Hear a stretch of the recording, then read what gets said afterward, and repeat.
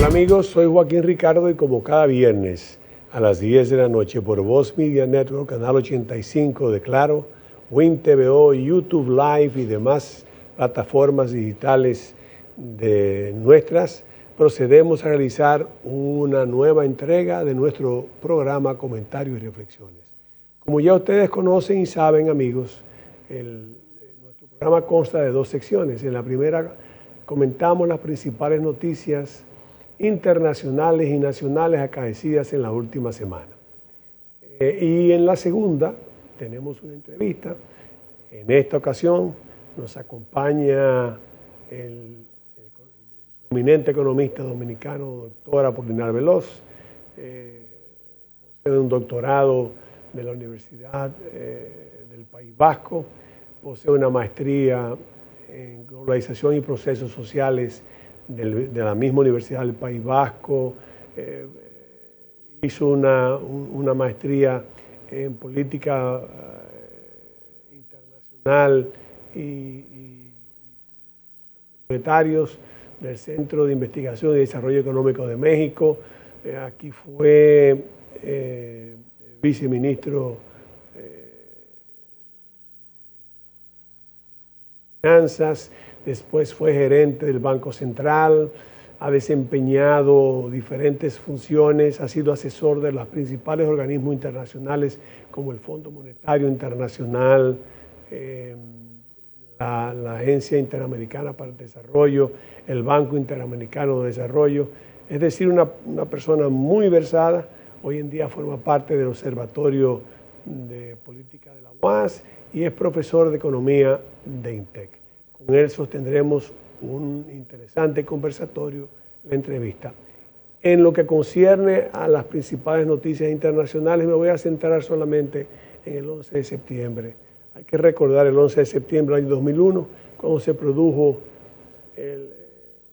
una conmoción en la civilización occidental, cuando los terroristas lograron derribar las dos torres gemelas. Y murieron más de 2.900 personas, con las que posteriormente no pudieron sobrevivir a una serie de enfermedades causadas por la inhalación de polvo, humo, todas las consecuencias postraumáticas que trajo este evento. Ahí se inició la lucha mundial contra el terrorismo. Fue un punto de inflexión en esa área. En términos nacionales, digamos que las principales noticias la constituye la reunión del Banco Central, las medidas. Este programa sale viernes, pero se graba los jueves, las medidas tomadas para ver qué van a hacer con el tema de la moneda. Cambio del dólar, que está en 64 con 20 o con 30. Yo diría que tal vez eso constituye la principal noticia de la semana. Si dejamos de lado, que es una noticia prácticamente permanente, el tema de la crisis energética, pero en esta semana hay que mencionarlo por el decreto 517-25, mediante el cual el presidente declaró esa área como un área en emergencia, y eso tiene efectos para la ley de compra y contrataciones, para obviar algunos procedimientos y poder adquirir generadoras rápidas que parecen van a ser barcazas, las únicas que están listas, para tratar de solucionar un poco la crisis eléctrica que afecta a la República Dominicana. Vamos, amigos, al primer corte comercial y después venimos con la entrevista.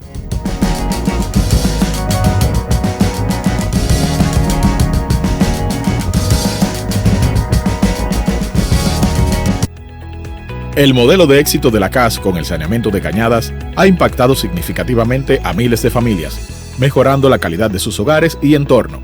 Estas obras han beneficiado de forma directa a más de 2 millones de habitantes.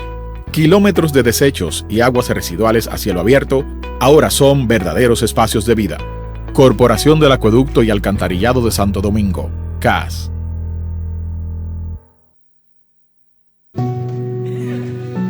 Ustedes lo ven así de felices, pero esto no era así. En la vida uno tiene que josear y resolver con lo que uno tiene.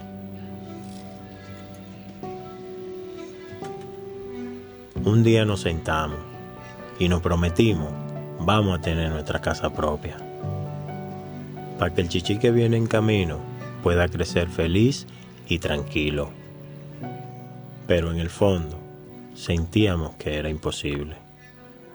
Hasta que nos llamó el Ministerio de Vivienda y Edificaciones y comenzamos a saltar, pero de felicidad. Este es nuestro sueño.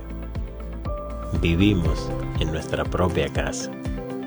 Muchas familias dominicanas ya están viviendo un sueño que parecía imposible. Más de 9,000 viviendas construidas y entregadas. Tener tu casa propia y digna, sí se puede. Ministerio de Vivienda y Edificaciones.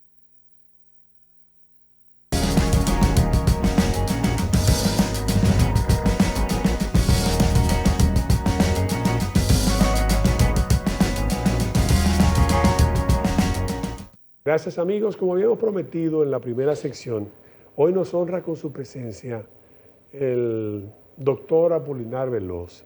Si no es doctor, es un doctorando, está al borde de terminar un doctorado en economía en la Universidad del País Vasco. Si no lo es prácticamente lo que se llama un doctorando. En cuestión de días terminará y lo tendrá. Pero además de eso, ha sido una persona que se ha preocupado por formarse. Un economista sólido, con una maestría realizada de la misma Universidad del País Vasco de Globalización y Procesos Sociales, y tiene también otra maestría realizada en el Centro de Investigación y Docencia Económica de México sobre Economía y Política Internacional. Vicegobernador o viceministro de Hacienda, gerente del Banco Central.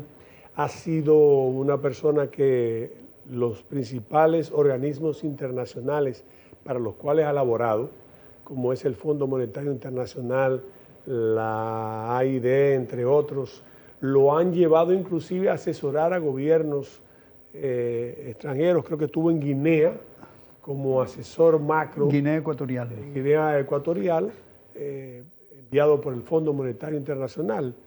Aquí además es miembro del observatorio, tengo entendido, de la Universidad Autónoma de Santo Domingo, y además es profesor de la carrera de Economía en INTEC. Exacto.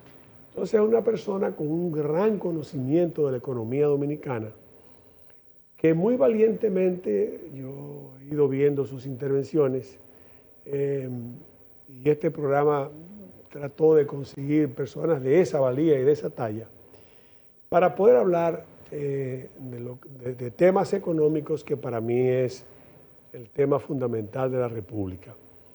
Yo estoy hablando del doctor, ya repito, Apolinar Veloz. Con él me voy a permitir decirle lo que yo, este profano, ante un maestro, este profano piensa, para que de ahí él parta entonces y nos pueda ilustrar un poco. Yo creo que aquí, doctor, independientemente de otros problemas, yo soy de lo que sustento que aquí hay que hacer una reforma fiscal, tributaria y del gasto del gobierno. El gobierno tiene que comenzar dando el ejemplo, ahorrando lo más que pueda el gasto corriente, persiguiendo la evasión y al mismo tiempo también revisando aquellas concesiones que se dieron como incentivos. En el momento en que el doctor Balaguer las otorgó, 68, 69, era 25 años, porque estaba de moda la implementación de la política de sustitución de importaciones y era necesario, él decía, para que ellos pudieran con ese dinero ir reemplazando maquinarias. Pero muchos optaron por otra cosa, otros destinos a esos dineros no se realizaron y entonces se acostumbraron a prolongar esos subsidios otorgados en esa época y todavía en día hoy persisten, sin que se reoriente el sentido. Pero es evidente que el gobierno tiene una situación difícil, con una deuda externa que fluctúa. Ellos dicen que bajan 2 o 3 puntos, pero eso es porque compran tal vez deuda a corto plazo de vencimiento. pero andamos por alrededor del 60%. Que la media, no sé, que en otros países, pero la capacidad productiva de esos países es diferente a la nuestra. Y entre el servicio de la deuda y los gastos corrientes se va el 91% del presupuesto. Y lo que queda es el 9% para gastos de inversión. En esa situación, doctor, yo todavía propongo por una reforma que sea más bien como una especie de un nuevo contrato social, un nuevo pacto nacional, que yo no creo, me perdona, tal vez yo puedo estar equivocado, y ahí termino para que usted hable y me diga todo lo que yo pueda haber incurrido, los dislates que yo pueda haber incurrido. Yo no creo que ya eso es motivo del CES, sino que debe hacerse una reunión presidida por el presidente de la República, con los principales líderes de la oposición, con el empresariado, con las iglesias, con las fuerzas sociales que representan al país, con los sindicatos, y entonces ahí, frente a frente, presentar cosas donde firmen y se haga un nuevo pacto para que el país se enrumbe por un nuevo sendero durante 20 años. Porque el pacto del doctor Balaguer, la reforma fiscal del 91, nos llevó hasta donde estamos. Pero de aquí en adelante, ¿a dónde vamos? Entonces ahora yo quisiera que usted me haga el favor y me perdona de ese atrevimiento de un profano para que usted me diga qué usted opina y qué usted cree que podemos hacer. En el 91, el doctor Balaguer eliminó la mayoría de los incentivos que le había dado a las empresas que había promocionado en la ley 299, que inicialmente tenía una duración de 10 años y que posteriormente se extendieron. Y posteriormente Leonel Fernández extendió ese plazo aún más y eso ha seguido sencillamente de la misma manera. La diferencia era que en el marco de Balaguer, desde el punto de vista del desarrollo, había una idea más completa, que no era solamente el incentivo a esas empresas, sino al mismo tiempo era la elevación y, digamos, la conquista de mayores niveles de productividad en el campo, en la industria, en la construcción y otros sectores que se iban a articular para desarrollar la economía dominicana. Hay que recordar que entre el año de 1973 y el año de 1978, el promedio de crecimiento de la economía dominicana fue alrededor de 11% en ese periodo. 11. Pero era visible que había un dinamismo en la industria, era visible que había un dinamismo en la urbanización que se necesitaba para, digamos, acomodar a toda la demanda de mano de obra que existía por, digamos, la industrialización que se produjo en el país. Entonces, desde ese punto de vista, había varios sectores que estaban liderando ese crecimiento. Obviamente estaba el gobierno con la construcción de obras que no eran de lujo, sino eran obras para incrementar la productividad agrícola, como las presas, como los canales de riego y como algunos edificios para mejor acomodar la administración pública. Evidentemente que ese tipo de política pública para el desarrollo tenía características que son totalmente diferentes a las que tiene en la actualidad el gobierno actual. El gobierno actual hace obras de lujo, monorriel en Santiago, ahora se está planeando uno aquí, expansiones de la línea de metro, etcétera. Soluciones que, según el Banco Interamericano de Desarrollo en su momento, cuando Leonel iba a hacer el primer tren en el país, ese banco dio la opinión de que era mucho más barato hacer un sistema de transporte público fundamentado en autobuses. Esa fue la opinión del BID. Del BID, en aquel momento. Y yo tengo la opinión del BID, que no circuló mucho, yo tengo una copia de esa opinión, y evidentemente era favorable a hacer rutas de guagua. Ahora mismo todo el mundo está muy contento por la proliferación del metro y de los tranvías, funiculares, todo ese tipo de cosas. Y nadie toma en cuenta el subsidio que está dando el gobierno para que la gente tenga un sistema de transporte que sea, digamos, asequible para todos ellos. Y eso va en el gasto corriente, evidentemente que nadie se fije en eso. La población está muy cómoda, pero la incomodidad comienza con que quienes más pagan impuestos en este país son los consumidores. Alrededor del 76% de los ingresos tributarios son pagados por los consumidores y evidentemente la gente que produce beneficios solamente paga alrededor del 22% de esos ingresos tributarios. Y ese desequilibrio extraordinario es lo que ha gravitado para que la presión tributaria no pase de un 12% del Producto Interno Bruto, necesitando más recursos. Y justamente quienes más podrían contribuir, no solamente no contribuyen, sino que al mismo tiempo de esos recursos que pagan los consumidores, hay alrededor de alrededor de unos 384 mil millones que son de exenciones fiscales. No solamente no pagan, sino que al mismo tiempo el resto de la sociedad, que no es la que tiene beneficios, sino la que tiene empleos, es la que está pagando esas exenciones fiscales. Pero además son evasores. Alrededor de 240 mil millones de pesos anualmente no se pagan del ITEVIS. Y yo no creo que haya muchos ciudadanos que no paguen el ITEVIS. Yo creo que todo el mundo lo paga porque cuando le van a vender eso está en la factura. Tiene que pagar en la factura. Entonces quien no lo paga es quien lo recibe. Ese es quien lo evade. Entonces, repito, no solamente tienen exenciones fiscales, sino también evaden el ITEVIS. Pero no solo eso, sino también que evaden el impuesto sobre la renta. Aproximadamente más de 180 mil millones de pesos se van en evasión de impuestos sobre la renta. Entonces, es cierto que hay, digamos, profesionales liberales que pueden estar evadiendo el impuesto, pero también hay empresas que están evadiendo el impuesto.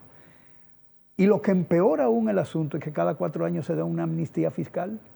Es decir, para que el impuesto sobre la renta no pueda nunca volver sobre el periodo en que esos evasores, digamos, engañaron al Estado. O sea que es un sistema, lo que usted está planteando es un sistema de impuestos injusto, donde básicamente, injusto en el sentido de que básicamente la mayor recaudación es el ITEVIS, ¿verdad? Y el impuesto sobre la renta. Pero ya nos damos cuenta, por lo que usted acaba de decir, de que aún paguen el impuesto sobre la renta es pequeño comparado con todos los beneficios que tienen. O sea, y eso es justamente los elementos que, digamos, permiten decir que la reforma fiscal no solamente es inevitable, sino que no se puede posponer por más tiempo. Evidentemente hay un problema social, una disputa política que se va a producir en esa reforma. Los empresarios no quieren que le toquen sus beneficios, porque usted dice, no, pero son los impuestos, las exenciones que ellos no pagan, no, pero eso se convierte en beneficios, porque ellos están luchando por sus beneficios. Y evidentemente quitar todo eso significa una reducción de beneficios, a pesar de que haberlos recibido por más de 5 décadas nunca le han reducido un solo peso en el precio de los bienes y servicios que ellos producen como resultado del regalo que le hace el gobierno a cada uno de esos empresarios. No ocurre como en Estados Unidos, por ejemplo, que a Elon Musk le dijeron, le habían dado $1.200 millones de subsidios para que llevar adelante su investigación, que produjera el Tesla, pero había un compromiso con el Estado que era reducir el precio del Tesla por el mismo monto en una determinada cantidad de años del precio del vehículo. Y él no lo quiso hacer y tuvo que devolver dinero. Eso aquí no ocurre. Aquí no se le pidió nada a los empresarios. Fue sencillamente un regalo que no tenía ningún tipo de compromiso. Yo estoy de acuerdo con que algunas empresas puedan tener subsidios, pero son empresas que efectivamente coadyuven con el desarrollo económico nacional. Zona Franca, turismo, fue una invención de la globalización de los mercados. ¿Y por qué de la globalización de los mercados? Porque lo que estaba buscando Estados Unidos era colocar la inversión extranjera con beneficios extraordinarios en todos los países de América Latina. ¿Y quiénes son los empresarios que aquí tienen Zona Franca y tienen turismo? Son empresarios que tienen un conductor, un director dominicano, pero el resto son extranjeros. Y están cosechando unos beneficios extraordinarios que en sus países no lo pueden tener. Pero esos beneficios salen de la gente, de que haya gente que esté pagando, por ejemplo, 18% de ITEVIS, y en determinados productos no solamente 18, sino es el 10 y el 12, 30% en el caso de las telecomunicaciones. Es decir, que tiene la estructura tributaria tiene un sacrificio enorme sobre la población, y sencillamente un poquito de gente está disfrutando de enormes beneficios, y eso es, digamos, desigual, eso plantea una desigualdad extraordinaria, y evidentemente que eso es uno de los grandes problemas que tiene la economía dominicana, que está beneficiando a empresas que producen poco para la República Dominicana. Por ejemplo, cuando el sector turismo importa sin impuestos. Cuando el sector turismo quiere cambiar todo su mobiliario, lo modifica y lo compra fuera para no pagar impuestos. Entonces... Creo que hay un tratamiento especial con el tema de las habitaciones en cuanto a un pago. Pero hoy justamente sale que el sector que más contribuye al fisco es el sector turismo. Eso es absurdo. Eso es absurdo. Aquí quien más paga son los consumidores. Esos son los que verdaderamente sostienen el presupuesto público. Evidentemente que esa política fiscal que ha tenido el gobierno, que está agravada justamente por un gasto desordenado y antojadizo, porque sencillamente necesitamos la capital, necesita un monorriel.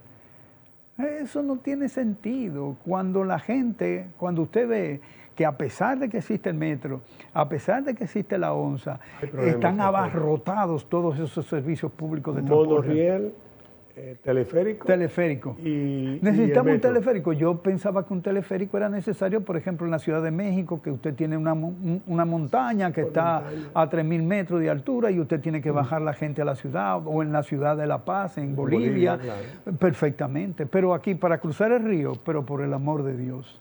Eso sencillamente tiene que ver con que las obras que se están haciendo benefician a quienes pagaron las elecciones del presidente. Entonces esa es Eso no se debe... Usted ha tocado un tema porque yo todavía quisiera... Evidentemente usted participa igual que yo del tema de reforma.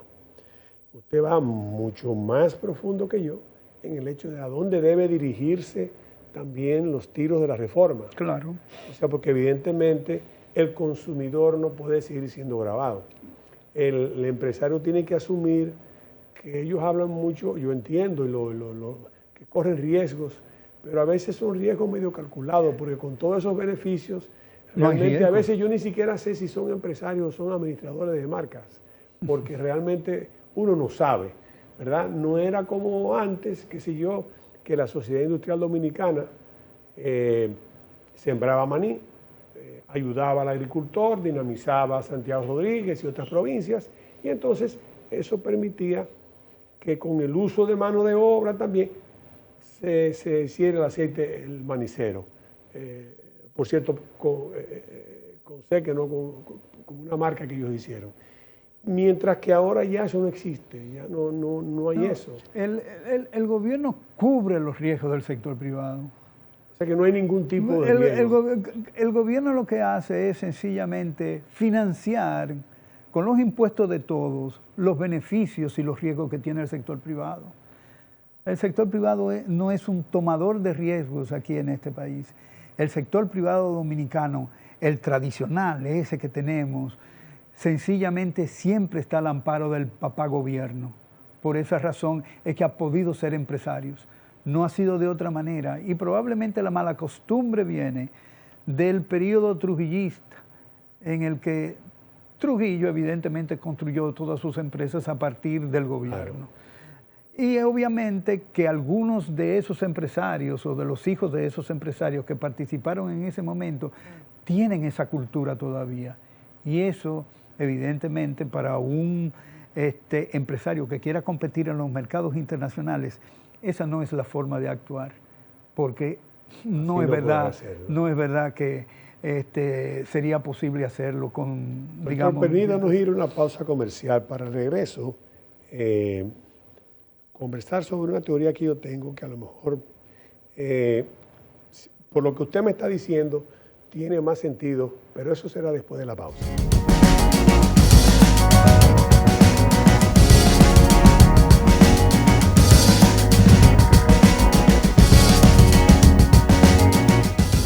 El modelo de éxito de la CAS con el saneamiento de Cañadas ha impactado significativamente a miles de familias, mejorando la calidad de sus hogares y entorno. Estas obras han beneficiado de forma directa a más de 2 millones de habitantes. Kilómetros de desechos y aguas residuales a cielo abierto ahora son verdaderos espacios de vida. Corporación del Acueducto y Alcantarillado de Santo Domingo, CAS.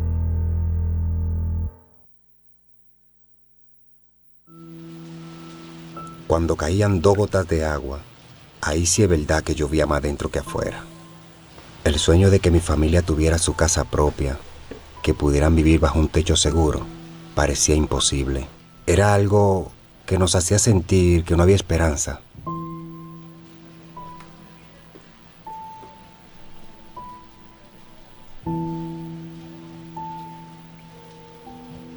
Hasta que nos llamaron del Ministerio de Vivienda y Edificaciones, con la mejor noticia de todas.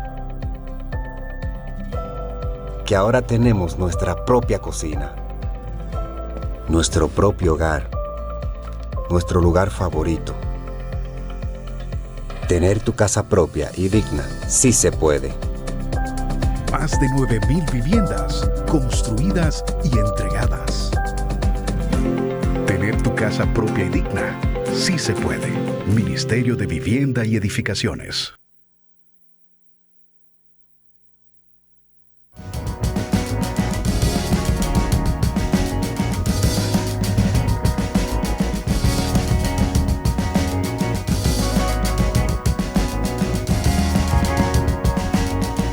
Gracias, amigos, estamos de vuelta. Los programas resultan cortos cuando estamos hablando con gente con capacidad y con didáctica, con facilidad de expresión y además de llevarle a las personas que nos dispensan el honor de recibirnos en sus hogares las respuestas adecuadas.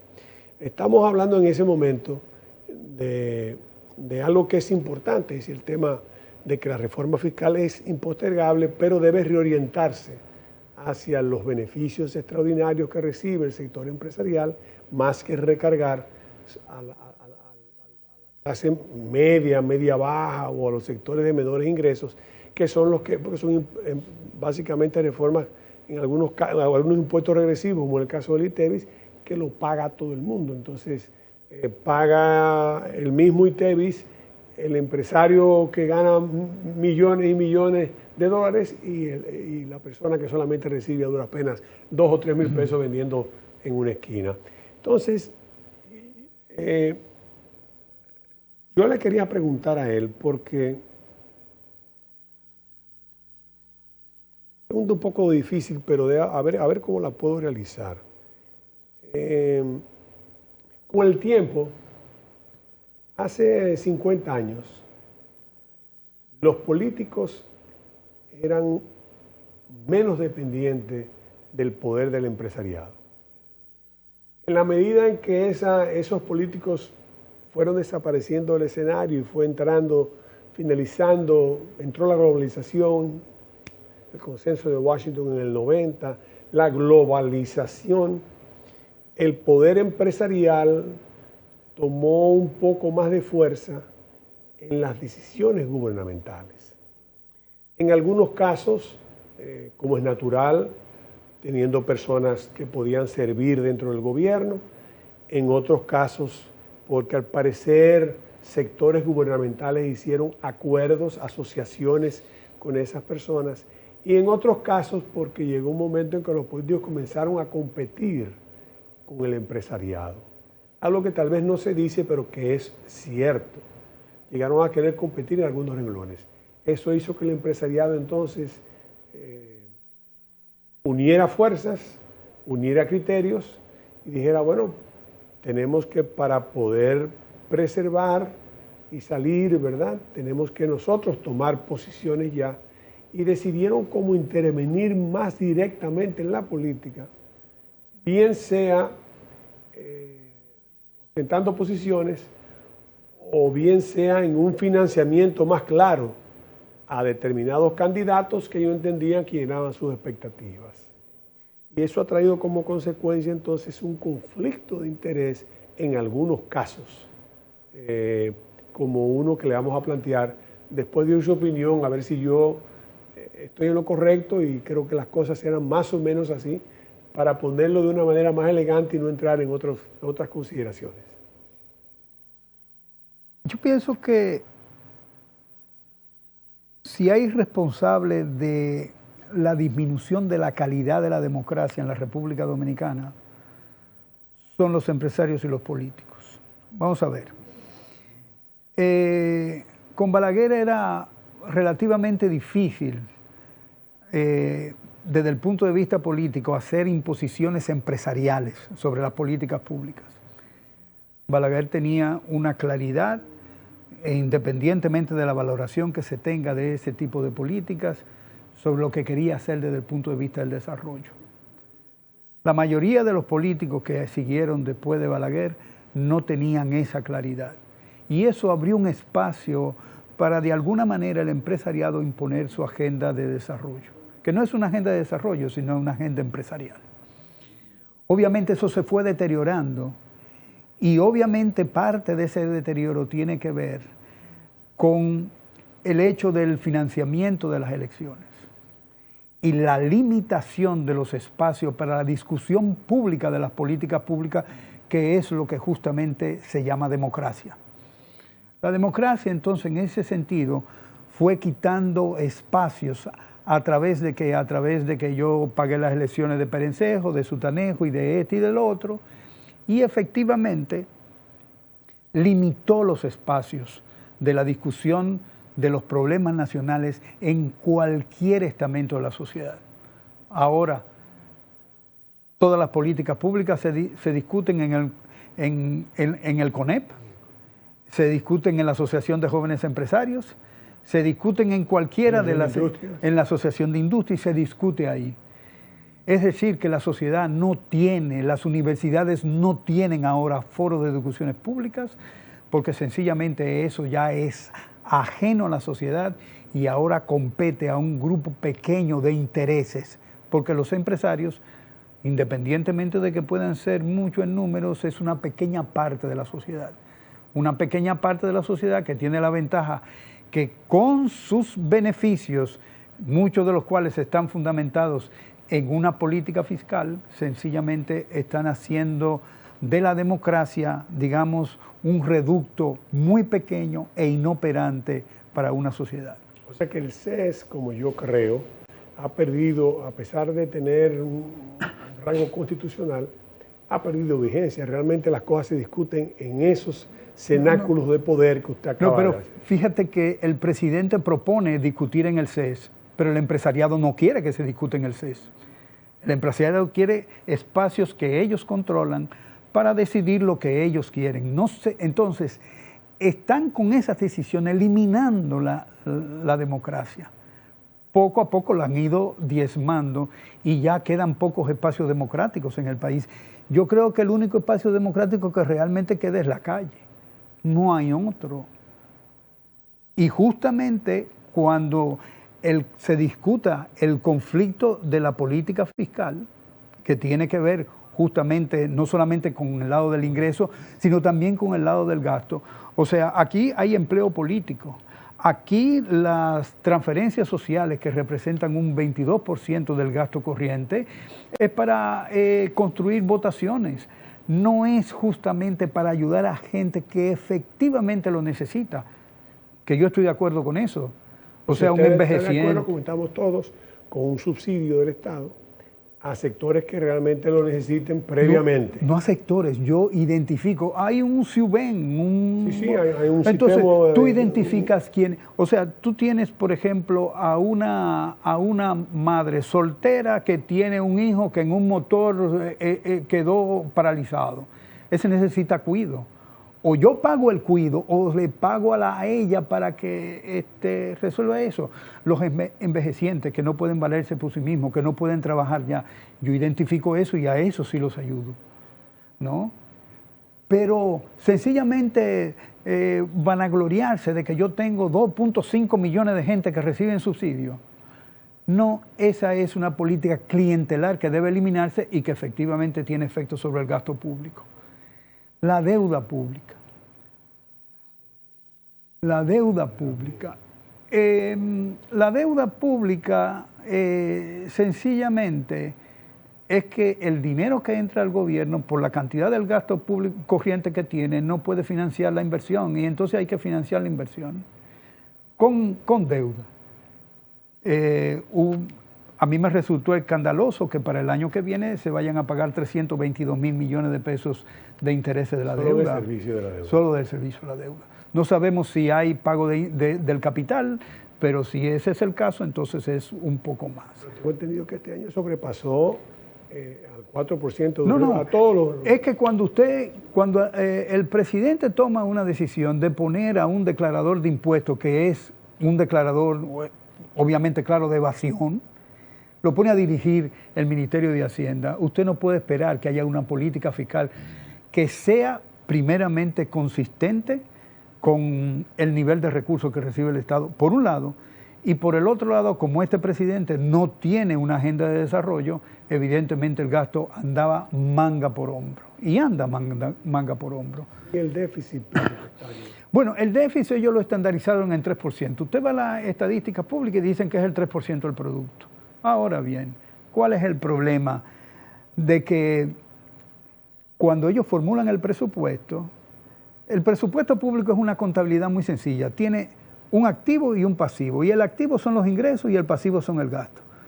La deuda no entra en el presupuesto, o sea, en el presupuesto, en la formulación. Y aquí lo ponen por encima de la línea. Entonces aumentan los ingresos y a partir de ahí calculan el déficit fiscal. Si ellos quitaran la deuda y sencillamente calcularan con los ingresos tributarios cuánto le falta, el déficit sería mucho más elevado. Pero desde la administración del PLD se viene haciendo de esa manera. Y esa es una presentación errónea del presupuesto, porque lo que usted va a pedir prestado no forma parte de los ingresos todavía. Ellos lo asocian, los préstamos ellos lo asocian a ingresos. Lo asocian, no lo ponen como ingresos, sino lo ponen, o sea, ponen el endeudamiento y después ponen los ingresos tributarios. Y eso es una barbaridad, ¿no? Y se sigue repitiendo en esta administración.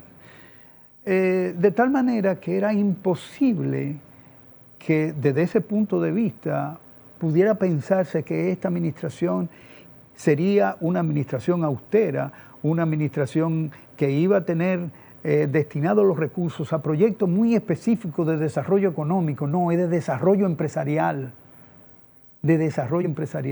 con una visión muy, digamos, oscura desde el punto de vista de la administración. Porque cuando un presidente anuncia que va a tener un fideicomiso, ya ese presidente me está diciendo a mí que sus cuentas nunca serán claras. Y eso es penoso, porque lo hicieron desde el punto de vista oficial dos de los principales funcionarios del primer periodo de este gobierno. Entonces yo no puedo esperar que haya transparencia en una administración de esta naturaleza. Y por esa razón tengo inmensas dudas de para qué se van a utilizar los recursos que adicionalmente se recauden en una reforma fiscal que va a significar un sacrificio de todos los dominicanos. Eso es grave. Doctor, yo no puedo desaprovechar su oportunidad aunque me encantaría seguir en esa línea, pero en otra oportunidad será, Dios mediante, sin hablar del problema eléctrico. Es el tonel de las Danaides, 1.800 millones aproximadamente ¿De dólares?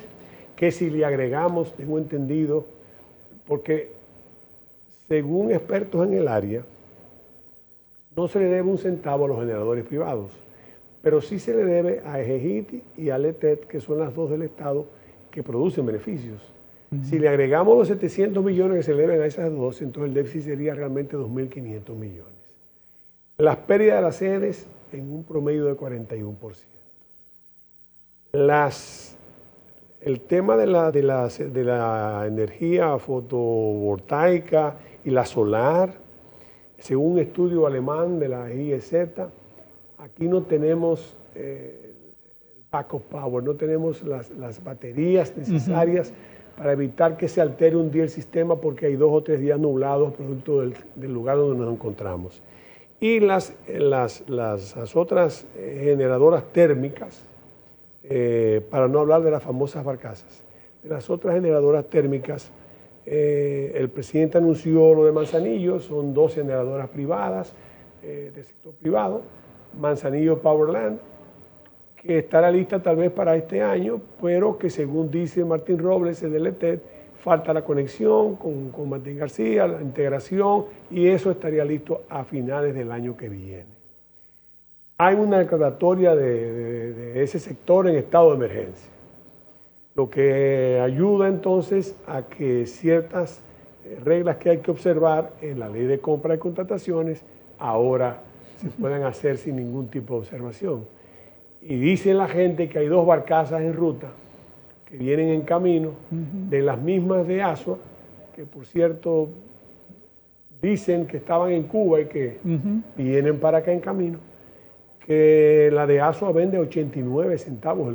No, vende carísimo, no es 189, pero vende muy caro. Alguien me decía que era 89 por ahí, pero vende más caro que los 9, 10 o 12 o 13 de Punta Catalina, por ejemplo. Pero lo de Manzanillo, la de Manzanillo va a producir a 25 centavos. Bueno, esa dólar, que también es cara. Es cara a pesar de ser con gas natural, porque esta creo que la barcaza, bueno, sí, la Car Power creo que es con gas.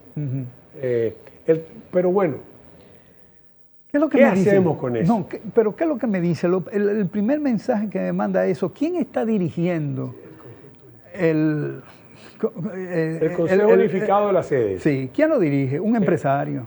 Celso Marací. Entonces, ese empresario, que dicho sea de paso, en el momento, durante Hipólito Mejía, Edwin Croes, que estaba en la CDE, lo llevó a la justicia justamente y tuvo que intervenir el arzobispo y todo eso para que lo dejaran tranquilo. Yo no puedo pensar de que un organismo de esa naturaleza, dirigido por un empresario que tiene intereses en el propio sector, sea dirigido de manera eficiente. Y ahí están los resultados. Además de que quienes dirigen el otro sector son parte del sector empresarial. Y el sector empresarial dominicano, repito, ha sido hijo pedigüeño del Estado dominicano. Hay que recordar que esos 1.800 millones de dólares que se están pagando, se le están pagando a alguien en el sector eléctrico. Está bien que la distribución pueda tener las pérdidas que tiene y ese tipo de cosas, ¿no? Pero yo siendo empresario, si usted no me puede vender lo que yo le estoy suministrando, yo no se lo vendo. Pero ellos obviamente lo venden porque ellos están produciendo energía, generando para venderla. Pero saben que independientemente de lo que pasa, el gobierno le garantiza a ellos que le van a pagar la energía a los precios que la tienen, que son precios caros. Y por esa razón nadie puede pedir competitividad del aparato productivo dominicano cuando usted tiene una energía tan cara. Y no solamente es cara por las pérdidas de la distribución, sino también es cara porque ellos son ineficientes productores de energía. Entonces,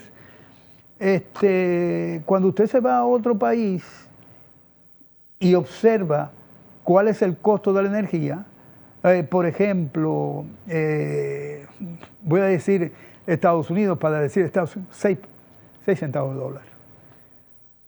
Aquí normalmente está por encima de 12, hay que llegar a 27, hay que llegar a 30. Y todos esos precios hay que promediarlos y el precio de la energía es exageradamente caro.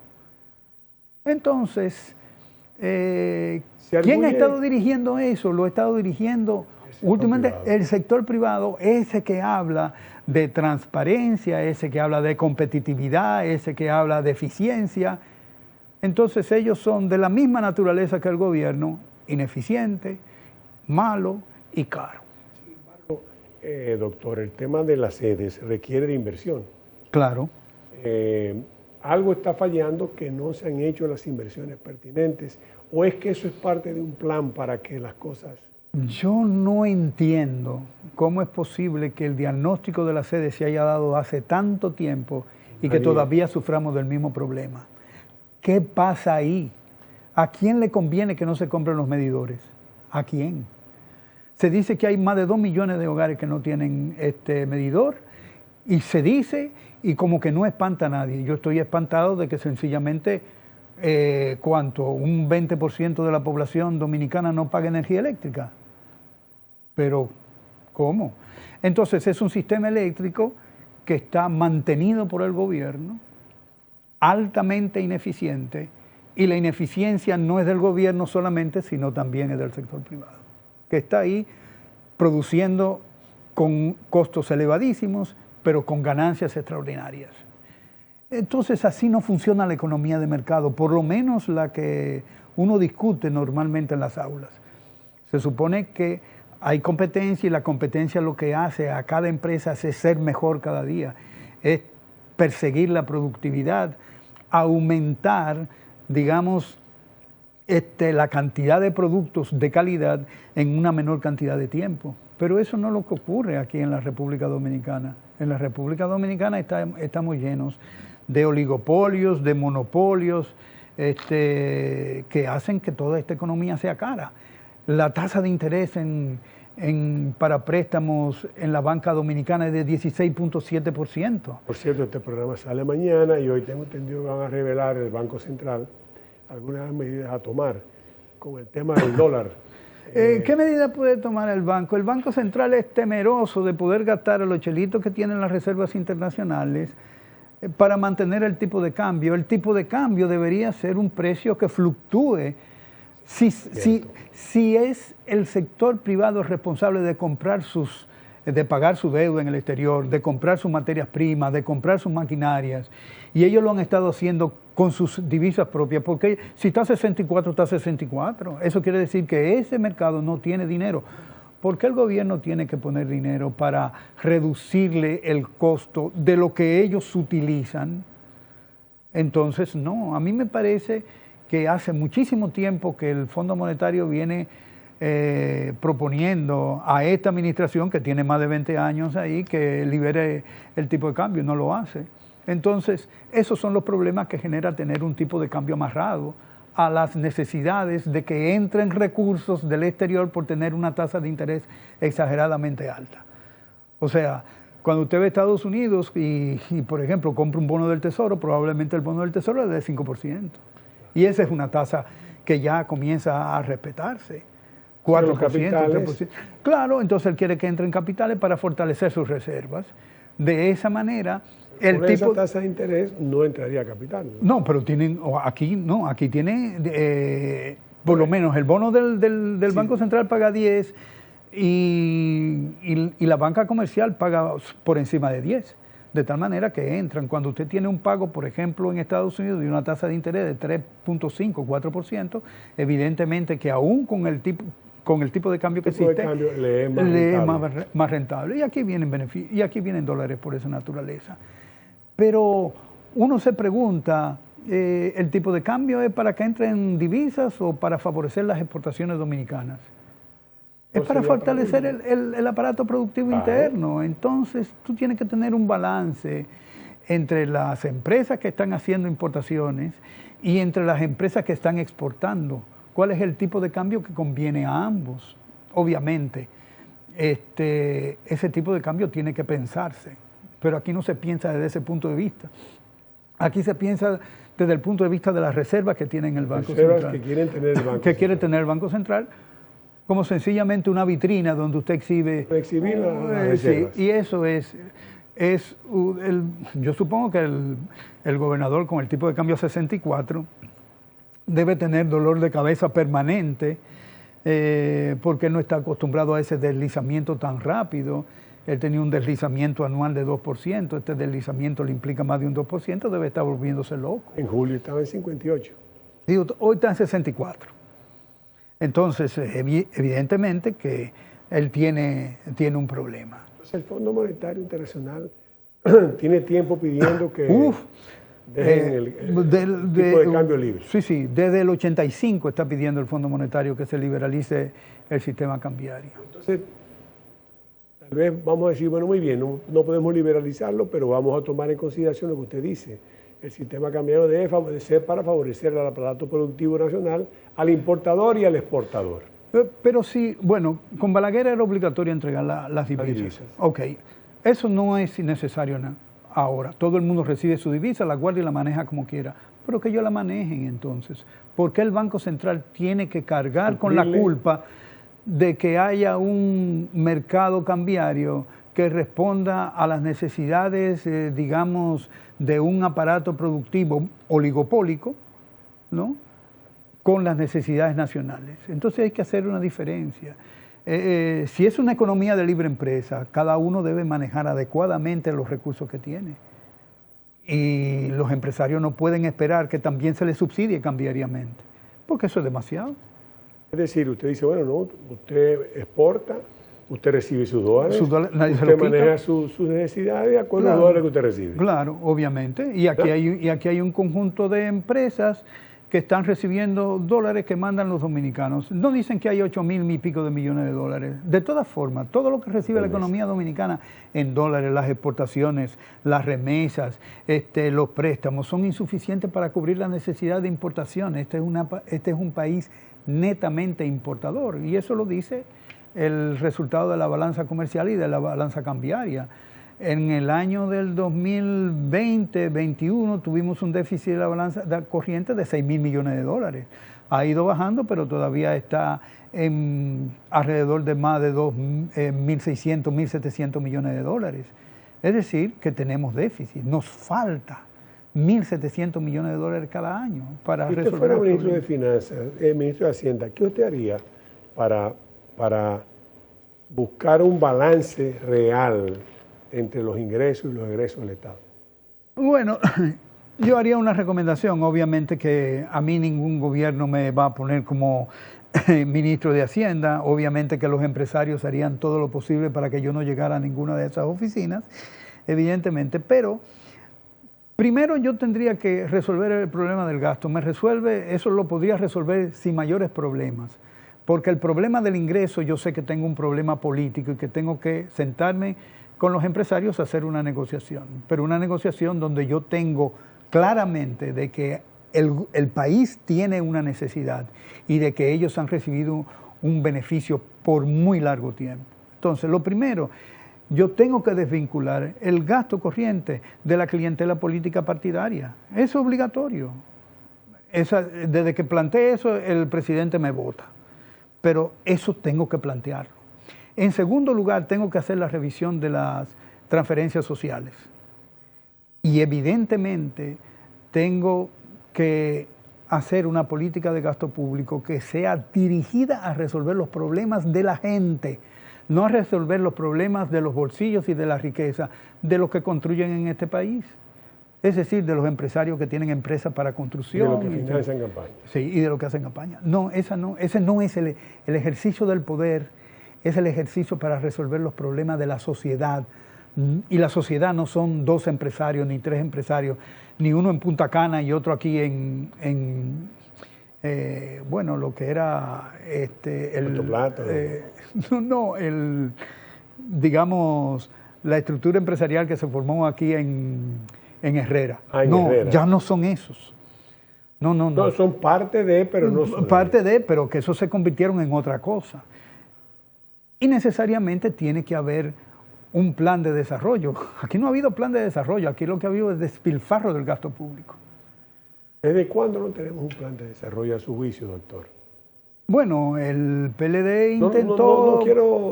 Con eso no ando buscando, sino porque yo creo que es importante también que la gente sepa la necesidad que tenemos de escoger y elegir cuando vayamos a votar cualquier cosa en cualquier momento.